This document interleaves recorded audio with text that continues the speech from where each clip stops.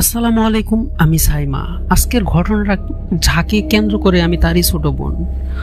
আমার বোন এখন পর্যন্ত একটা জিনের সাথে সংসার করতেছে। এই ঘটনাটা শুধু আমি দেখিনি, আমার আশেপাশের অনেক লোকজন দেখেছে। অনেক আমাদের বাড়ির লোকজন যারা আছে মোটামুটি তারা সবাই দেখেছে।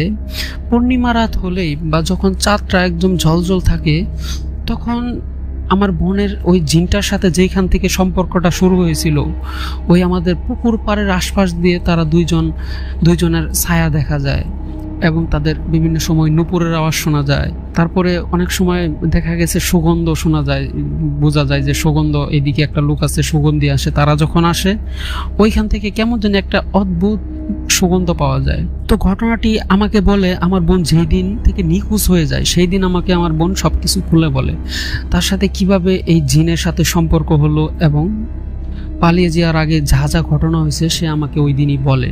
যেহেতু তার আর আমার বয়সের ব্যবধান মাত্র 2 বছরের ছিল, আমরা প্রায় সমবয়সী ছিলাম।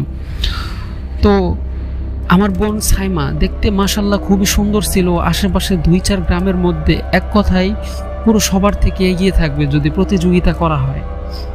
তার গায়ের রংটা এত ফর্সা ছিল, তার শরীরে টোকা দিলে রক্ত বের হয়ে যাবে, সে এতটাই সুন্দর ছিল। আর তার উচ্চতা, বডি ফিটনেস একদম 100-এ 100, যার তার মধ্যে খুদ ধরার মধ্যে কিছুই নেই। আর সব থেকে বড় কথা হলো তার মাথার মধ্যে প্রচুর পরিমাণ ব্রেন ছিল।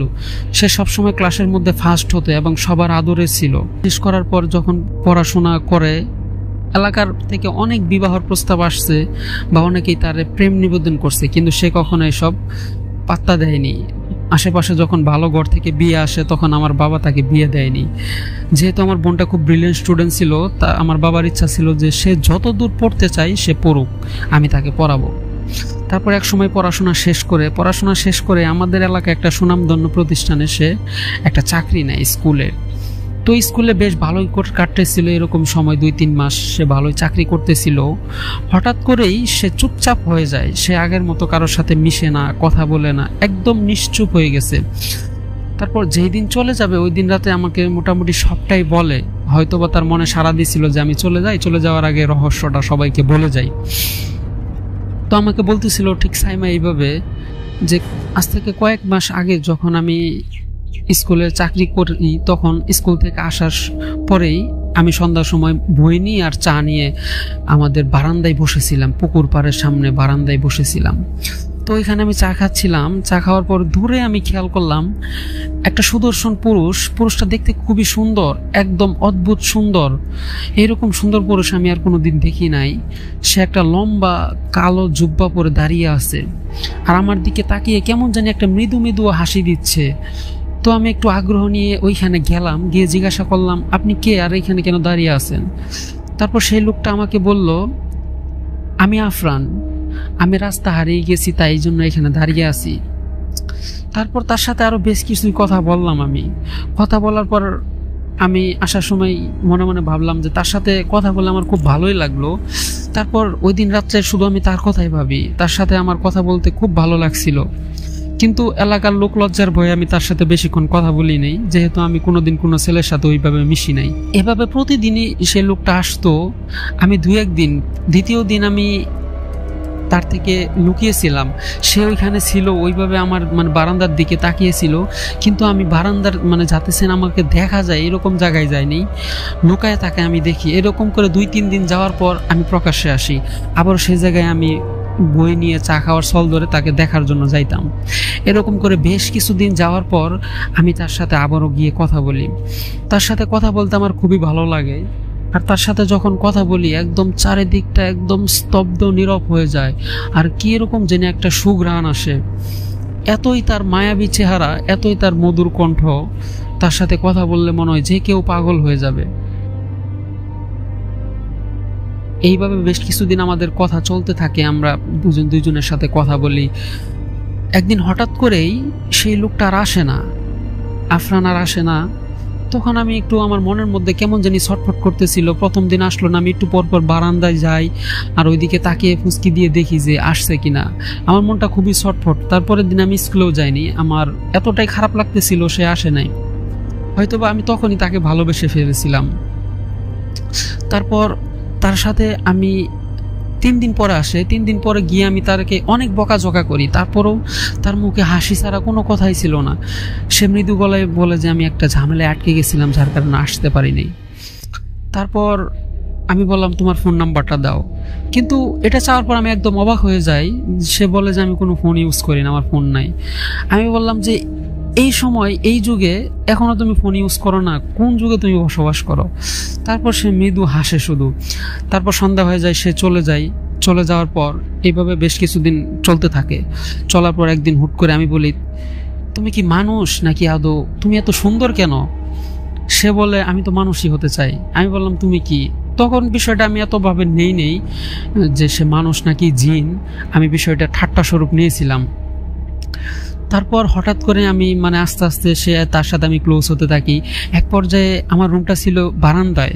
ওই সময় আমি যেহেতু বারান্দায় রুম ছিল, বারান্দায় থাকতাম।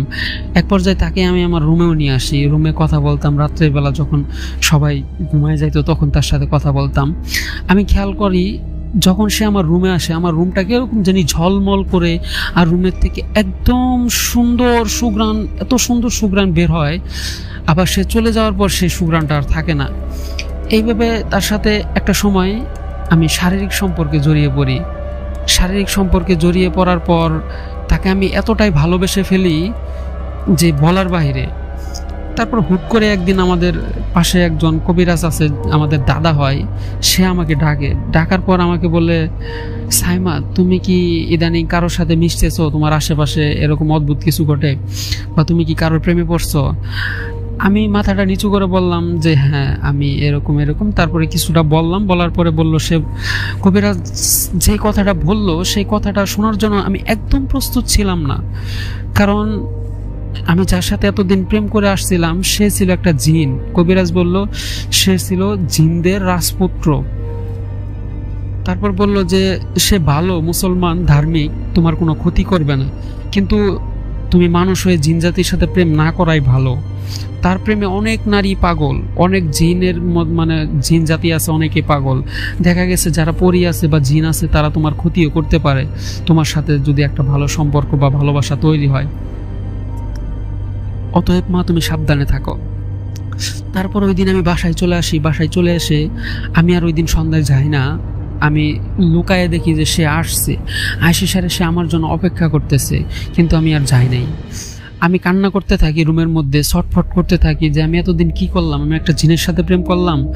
তারপরের দিন আমি তাকে আমার রুমে নিয়ে আসি। আমি তার থেকে একটুও ভয় পাইতেছিলাম না। সে যে জিন ছিল আমার একদম তার থেকে আমার কোনো ভয় ছিল না। তারপর আমি বলি তুমি জিন, এটা তো আমাকে কোনোদিন বলো নাই। সে বলে আমি বলার চেষ্টা করেছিলাম কিন্তু আমি বলতে পারিনি। তারপর সে আমাকে বলল যে তুমি যদি আমার সাথে সংসার করতে চাও চিরকাল, আমি তাহলে মানুষের রূপ হয়ে যাব, মানুষের রূপ নিয়ে থাকবো তোমার সাথে, কিন্তু তুমি এই জগতে থাকতে পারবে না, তুমি আমার জগতে চলে যাবে। আমি দ্বিধায় পড়ে গেলাম, আমি কি করব? আমি একটা মানুষ হয়ে আমি একটা জিনের সাথে সংসার করব? কিন্তু কথায় আছে না, প্রেম মানে না কোনো বাধা, কোনো জাতপাত কিছুই মানে না। এইভাবে আমি ওর কাছ থেকে 2 দিন সময় নিলাম। সময় নেওয়ার পর আমি আর থাকতে পারলাম না। আমি তাকে এক পর্যায়ে হ্যাঁ বলে দিলাম যে আমি তোমার সাথেই যাব। তো যাওয়ার সময় একটা ঘটনা ঘটে। আমি বলছি যে যাব, তারপরে 2 দিন আমি বাসায় থাকি। সেই 2 দিন আমার সাথে কিছু অদ্ভুত ঘটনা ঘটে। যে আমি খেয়াল করি যে রাতে যখন আমি শুই, আমি ঘুম থেকে উঠে দেখি যে আমার মুখটা কিরকম জানি কালচে হয়ে রয়েছে, আমার মুখের মধ্যে প্রচন্ড দাগ, আর আমার সারা শরীরে কে যেন খামচাইছে এরকম লাগতো। শরীরটা একদম ব্যথা করতো, শরীরটা কিরকম জানি রক্ত জমাট হয়ে থাকতো। এরকম পরপর 2 দিন হলো। 2 দিন হওয়ার পর আমি তার সাথে কথা বললাম, তাকে বললাম। সে বলল যে এটা হয়তো বা আমাদের জাতের কোনো পরী জিন বা কোনো মেয়ে, আমাকে অনেকেই পছন্দ করে, তারা হয়তো বা তোমাকে ডিস্টার্ব করতেছে। সে আমাকে বলল আচ্ছা। তারপর আমি আফরানকে বললাম, আচ্ছা আফরান, তুমি জিন হয়ে আমার প্রেমে কেন পড়লা? তোমাদের জাতের মধ্যেই তো কত সুন্দর মেয়ে আছে, তাহলে আমার সাথেই কেন তুমি প্রেমে পড়লা?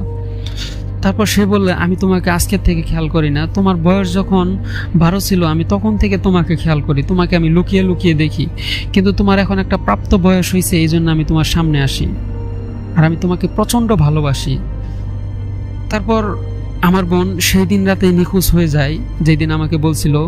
আমাকে ঘটনাটি বলে রাত 10টার দিকে, রাত 3টার দিকে সে নিখোঁজ হয়ে যায়। আশেপাশে অনেক খোঁজাখুঁজি করার পর পাচ্ছিলাম না। এলাকার মধ্যে তার পোস্টারিং করা হয় এবং মাইকিংও করা হয়, কিন্তু কেউ কোনো ইয়া দিতে পারে নাই। তারপর আমাদের যে কবিরাজ দাদা ছিল, সে আমার আব্বাকে ডাকার পর বলে যে, মফিজ, তোমার মেয়ে তো জিনের সাথে চলে গেছে, জিনের সাথে সংসার করবে, তোমার মেয়ে আর কোনোদিন ফিরবে না।